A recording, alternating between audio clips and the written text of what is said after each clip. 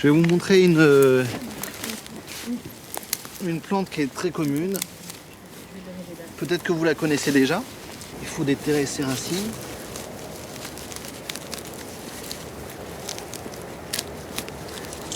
Donc vous allez juste avec votre ongle frotter un petit peu les racines puis sentir.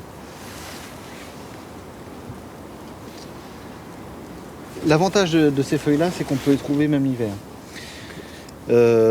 Par contre, c'est pas une des meilleures plantes. Elle n'a pas de goût très intéressant, mais on peut s'en faire une soupe. Les racines, elles sont intéressantes, mais la saveur ne supporte pas très bien la cuisson, ni trop le séchage, et c'est vraiment délicat.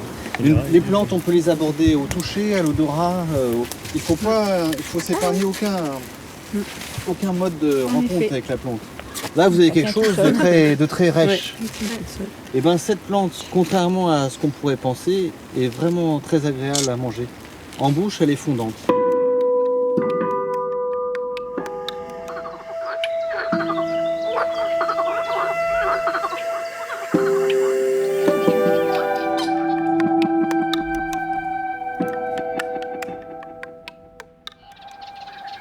C'est la grande bardane, qui est jugée comme une mauvaise herbe ici, et qui est tellement appréciée des Japonais qu'ils la cultivent sur des champs entiers.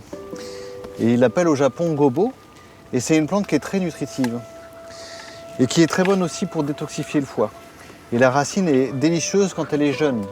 Elle est tendre, juteuse, et on en fait des gratins, on fait plein de choses avec.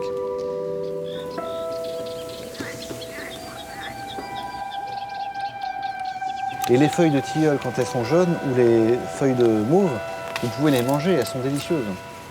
Elles sont mucilagineuses, c'est-à-dire qu'elles sont totalement fondantes en bouche. Les fleurs aussi. Dans le tilleul, on peut manger les jeunes feuilles, on peut manger les jeunes fruits, on peut tout manger dans le tilleul.